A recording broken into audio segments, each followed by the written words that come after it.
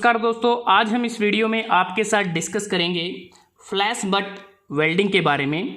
Flash butt welding एक ऐसी welding process है जो रेजिस्टेंस वेल्डिंग का टाइप है और प्रेशर वेल्डिंग के अंतर्गत आती है और इस वेल्डिंग को करते समय हमें किसी भी प्रकार के एडिशनल फिलर मेटल की ज़रूरत नहीं होती।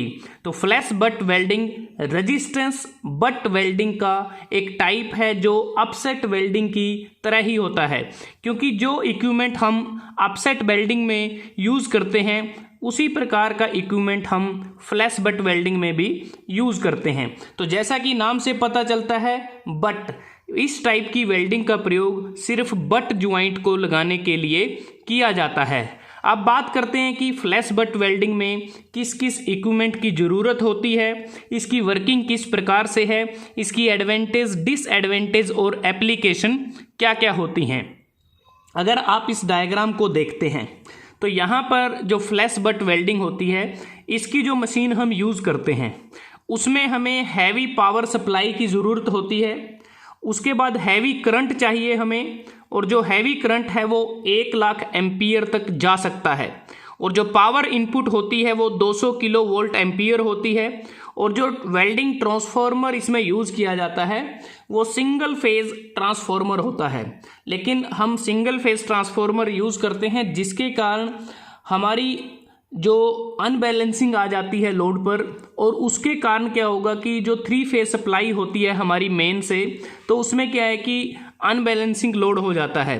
इसलिए हमें इसके लिए रिकमेंड किया जाता है कि कोई एक स्पेशल ट्रांसफार्मर का यूज़ करें जो यूनिफॉर्मली लोड को डिस्ट्रीब्यूट करे। उसके बाद अगर हम बात करें क्लैंप्स एंड क्लैंपिंग फोर्स की बात की जाती है।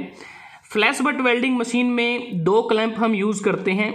ये जो क्लैंप होता है ये फिक्स होता है, स्टेशनरी होता है, और ये जो क्लैंप होता है ये मूवेबल होता है, ये मूव कर सकता है। अगर हम बात करें क्लैंपिंग फोर्स की, तो जो क्लैंपिंग फोर्स हमें चाहिए वो इतना सफिशिएंट हो कि उसकी मदद से हम अच्छी तरह से जो वर्क पीस है उसको होल्ड कर सकें ताकि किसी प्रकार की स्लिपिंग ना हो। और जो क्लैंपिंग फोर्स हम फ्लैश बट वेल्डिंग में यूज़ करते हैं वो क्लैंपिंग फोर्स अपसेट वेल्डिंग में प्रयोग होने वाले फोर्स से तकरीबन 2 गुना होता है in case of mild steel. अगर ज़्यादा हाई स्ट्रेंथ मटेरियल को हमें क्लैंप करना है तो उस केस में वो फोर्स अपसेट वेल्डिंग में प्रयोग होने वाले फोर्स से तकरीबन 4 गुना ज़्यादा होता है। अगर हम बात करें क्लैंप्स की, जो क्लैंप्स हैं वो इस तरह से हों जिसको हम अच्छी तरह से इसको इलेक्ट्रिकली कॉन्टैक्ट प्रोवाइड कर सकें in case of heavy welding current. दूसरी बात कि जो क्लैंप्स हम यूज़ करते हैं वो वियर रेजिस्टेंट होने चाहिए और उन पे कॉपर अलॉय के इंसर्ट हों, साथ में वाटर कूल्ड ब्लॉक भी हों ताकि प्रॉपरली कूलिंग भी की जा सके। अगर वर्क पीस की बात करते हैं, वर्क पीस जो हम यूज़ करते हैं वो इसमें सिमिलर वर्क पीस भी यूज कर सकते हैं मेटल्स के, डिसिमिलर मेटल्स को भी वेल्ड किया जा सकता है। और वर्क पीस को क्लैंप में इंसर्ट करने से पहले हमें उसको अच्छी तरह से क्लीन करना होता है, ताकि हम अगर क्लीन नहीं करेंगे तो उससे क्या होगा कि जो क्लैंप्स या जो डाइज हमारी हैं ये बर्न हो सकती हैं। लोकल बर्निंग के कारण जो हमारी यहाँ पर जो फ्लैशिंग होती है उसके कारण भी ये बर्न हो सकते हैं। और जो वर्क पीस की जो लेंथ होती है बियॉन्ड द क्लैंप उसे हम शॉर्ट ही रखते हैं, कम रखते हैं। अगर ज़्यादा रखेंगे तो उसके कारण हमारी बकलिंग हो सकती है। तो उसके बाद अगर हम बात करें कि जो फ्लैश बट वेल्डिंग है इसमें जो वर्किंग है वो किस प्रकार से होती है, तो वर्किंग के लिए सबसे पहले जो 2 वर्क पीस हमें जिसको एंड टू एंड ज्वाइन करना होता है उसे हम क्लैंप में इंसर्ट करते हैं। जैसा इस डायग्राम में आप देख पा रहे हैं ये स्टेशनरी क्लैंप है, ये मूवेबल है। तो सबसे पहले हम क्या करेंगे, दोनों वर्क पीसीस को हम दोनों क्लैंप्स में होल्ड कर लेंगे। होल्ड करने के बाद जो नेक्स्ट स्टेप होगा उसमें क्या है कि हम जो वोल्टेज जो अक्रॉस द क्लैंप है तकरीबन 10 वोल्ट तक होती है, तो उसको हम अक्रॉस द क्लैंप उसको गुजारेंगे और साथ में हैवी करंट को भी गुजारा जाता है। और जो दोनों वर्क पीस के जो कॉन्टैक्टिंग जो सरफेस हैं उनको आपस में कॉन्टैक्ट में लेकर आते हैं, और जिसके कारण यहाँ पर जो फ्लैश और आर्किंग ये दोनों चीज़ें होती हैं। अपसेट वेल्डिंग में नहीं होता, ना वहाँ पर आर्किंग होती, ना वहाँ पर फ्लैशिंग होती। लेकिन जो फ्लैश बट वेल्डिंग होती है वहाँ पर जब जैसे ही दोनों वर्कपीस आपस में कॉन्टैक्ट में आते हैं वहाँ पर फ्लैश और आर्किंग होती है। तो इसके बाद क्या होगा कि जो पॉइंट ऑफ कॉन्टैक्ट हैं उनका जो टेम्परेचर है वो मेल्टिंग टेम्परेचर तक पहुंच जाता है, और साथ में अगर हम देखें हम यहाँ पर फोर्स भी अप्लाई कर रहे हैं, जिसके कारण क्या है कि जो मेटल है वो स्क्वीज हो जाता है। और उसके बाद हम क्या करेंगे, जो कॉन्टैक्ट हमने बनाया है उस कॉन्टैक्ट को हम ब्रेक कर देंगे। अगर आप देखें इस डायग्राम में क्या है, दोनों वर्कपीस आपस में कॉन्टैक्टेड हैं, आपस में मिले हुए हैं, लेकिन जो नेक्स्ट स्टेप होगा इनका जो कॉन्टैक्ट है उसको ब्रेक कर देंगे, इनको आपस एक दूसरे से अलग कर देंगे। और अलग करने से क्या होगा कि यहाँ पर जो आर्क है वो अच्छी तरह से इनिशिएट हो जाएगी दोनों वर्कपीस के जो बीच में जो गैप है वहाँ पर। और उसके बाद फर्दर हम क्या करेंगे, जो क्लैंप है उसको फर्दर मूव करेंगे इस वर्कपीस की तरफ, और ये जो प्रोसेस होगी इस प्रोसेस में क्या होगा कि मेल्टिंग भी होगी, फ्लैशिंग भी होगी और आर्किंग भी होगी, और इस प्रोसेस को बार बार रिपीट भी किया जाता है।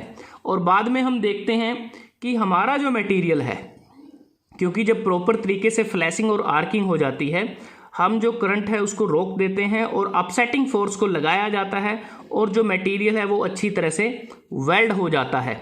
और उसके बाद जो एक्स्ट्रा मटेरियल हमारे ज्वाइंट से बाहर आया है उसको हम फ्लैश बोलते हैं। और फ्लैशिंग के कारण क्या है, अगर हम बात करें, ड्यू टू फ्लैशिंग जो होती है हमारी प्रोसेस के दौरान, उससे जो कॉन्टैक्टिंग जो फेसेस होते हैं दोनों वर्कपीस के, वहाँ पर जो कंटामिनेंट्स होते हैं वो रिमूव हो जाते हैं, और जो सरफेस होता है उसको हम यूनिफॉर्मली टेम्परेचर पर उसको हीट किया जाता है। और फाइनली जो मूवमेंट होती है मूवेबल क्लैंप की, क्योंकि जैसे आप यहाँ देख रहे हैं उसको हम जो फाइनल स्टेप होता है वहाँ पर उसको इंक्रीज कर देते हैं रैपिडली, ताकि जो हाई फोर्स है उसको अप्लाई किया जा सके और हमें एक अच्छा वेल्ड मिल सके। और जो बाद में वेल्ड कंप्लीट होने के बाद जो फ्लैश होता है, हमारा जो एक्स्ट्रा मटेरियल होता है, उसको हम मशीनिंग के द्वारा या फिर ग्राइंडिंग के द्वारा उसको रिमूव कर सकते हैं। तो इस प्रकार से इसमें जो वर्किंग होती है। अब बात करते हैं कि जैसा बात की इसमें सिर्फ बट ज्वाइंट ही इसमें बनाए जा सकते हैं, और फ्लैश बट वेल्डिंग के द्वारा हम किस किस मटेरियल को वेल्ड कर सकते हैं। तो अगर आप देखें बहुत सारे मटेरियल हैं, जैसे माइल्ड स्टील है, मीडियम कार्बन स्टील है, अलॉय स्टील है। इसके अतिरिक्त जो नॉन फेरस मेटल हैं जैसे aluminium alloy, mnemonic alloys, titanium, dissimilar metals को भी हम वेल्ड कर सकते हैं। लेकिन कुछ ऐसे मटेरियल भी हैं जिसको हम फ्लैश बट वेल्डिंग के द्वारा वेल्ड नहीं कर सकते। उसमें जैसे लेड है, टीन है, जिंक है, एंटीमोनी है, बिस्मथ और इनके अलॉयज़ हैं, और कुछ कॉपर के अलॉय भी हैं जिसमें ये जो मटेरियल्स हैं ज़्यादा परसेंटेज में अवेलेबल होते हैं, जैसे लेड, टीन, जिंक, तो उनको भी हम वेल्ड नहीं कर सकते। तो उसके बाद बात आती है कि फ्लैशिंग और अपसेटिंग अलाउंसेस कि हम इसमें क्यों प्रोवाइड करते हैं। जो फ्लैशिंग और अपसेटिंग जो अलाउंस हैं, क्योंकि फ्लैशिंग और अपसेटिंग के कारण जो वर्कपीस होता है उसकी जो लेंथ है वो कम हो जाती है, और लेंथ जो कम होगी इसलिए हमें यहाँ पर कुछ अलाउंस प्रोवाइड करने पड़ते हैं, ताकि जो लेंथ कम होगी उसको हम अकाउंट कर सकें।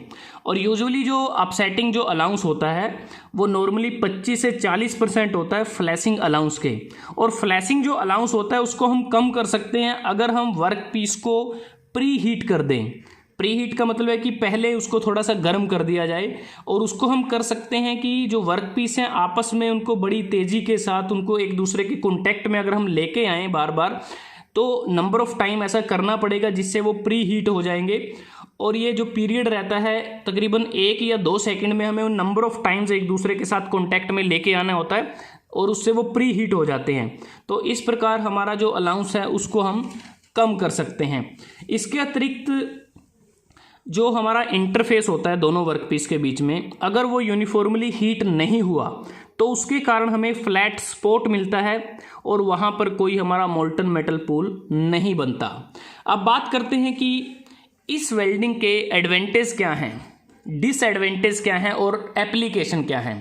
एडवांटेज की अगर बात करें, फ्लैश बट वेल्डिंग के द्वारा हम डिसिमिलर मेटल्स को डिफरेंट टेम्परेचर पर, मेल्टिंग टेम्परेचर पर फ्लैश वेल्ड कर सकते हैं।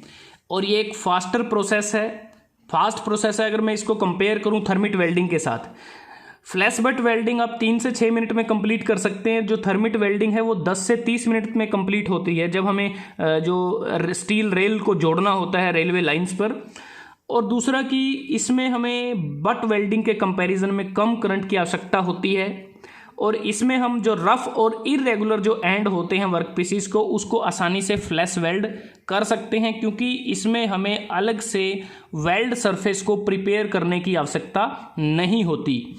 उसके बाद ये जो प्रोसेस है ये चीप प्रोसेस है, क्योंकि जब हम दो वेल्ड को कंपेयर करें, मतलब कि अगर फ्लैश वेल्ड से जो हमने वेल्ड बनाया है उसकी जो कॉस्ट तकरीबन 400 से 600 के बीच में रहती है, और जो थर्मिट वेल्डिंग से हम वेल्ड बनाते हैं वो तकरीबन 700 से 1200 रुपये के बीच में रहता है। अब बात करते हैं डिसएडवांटेज की। डिसएडवांटेज में अगर आप देखें, जो हमारा इंजेक्टेड जो मोल्टन मेटल पार्टिकल्स होते हैं उसके कारण कई बार फायर के चांसेस रहते हैं, कई बार फायर लगने के भी चांसेस रहते हैं, तो इसका मेन डिसएडवांटेज है। दूसरा, जैसा हमने बात की थी कि जो हम सिंगल फेज ट्रांसफार्मर यूज़ करते हैं तो उससे क्या होगा कि हमारा जो 3 फेज प्राइमरी पावर लाइन्स है वहाँ पर अनबैलेंस हो जाता है। तो इसलिए रिकमेंड किया जाता है कोई स्पेशल ट्रांसफार्मर ही यूज़ किया जाए जिससे हम लोड को यूनिफॉर्मली डिस्ट्रीब्यूट कर सकें। दूसरी बात कि जब वेल्ड कंप्लीट हो जाता है उसके बाद जो फ्लैश निकल के आते हैं वेल्ड में, जैसा आप इस डायग्राम में देखें, ये जो फ्लैशेस हैं इनको रिमूव करने के लिए एक्स्ट्रा या तो मशीनिंग ऑपरेशन करना पड़ता है या कोई अलग से स्पेशल इक्विपमेंट चाहिए जिसकी मदद से इसे रिमूव कर सकें। उसके बाद अगर जो स्मॉल क्रॉस सेक्शन के जो वर्क पीसीज होते हैं उनकी अलाइनमेंट करने में थोड़ी दिक्कत आती है, ये भी इसका एक डिसएडवांटेज है। उसके बाद अगर हम बात करें इसकी जो एप्लीकेशन क्या क्या हैं, बहुत सारी एप्लीकेशन है। जैसे आप देखें जो रेल्स को वेल्ड करने में देख सकते हैं, जैसे यहाँ पर रेलवे जो ट्रैक है यहाँ पर जो रेल्स हैं उनको वेल्ड किया जा रहा है, और स्टील स्ट्रिप को वेल्ड कर सकते हैं, विंडो फ्रेम को कर सकते हैं, ऑटोमोबाइल एक्सल को कर सकते हैं, व्हील रिम को वेल्ड किया जा सकता है, aircraft engine ring, heavy duty chain links, motor frame, transformer tank, steel container इत्यादि। तो ये बहुत सारी एप्लीकेशन हैं जिसे हम फ्लैश वेल्ड वेल्डिंग के द्वारा प्राप्त कर सकते हैं। तो दोस्तों, आज हमने इस वीडियो में आपके साथ डिस्कस किया रेजिस्टेंस वेल्डिंग का महत्वपूर्ण टाइप फ्लैश बट वेल्डिंग, जो प्रेशर वेल्डिंग के अंतर्गत आता है, जिसे हम बिना किसी फिलर मेटल के कंप्लीट कर सकते हैं। अगर आपको ये वीडियो अच्छा लगा आप इसको लाइक कर सकते हैं, शेयर कर सकते हैं अपने दोस्तों के साथ, स्टूडेंट्स के साथ। जल्दी हाजिर होते हैं एक नए वीडियो के साथ, तब तक के लिए धन्यवाद। आपका दिन शुभ रहे।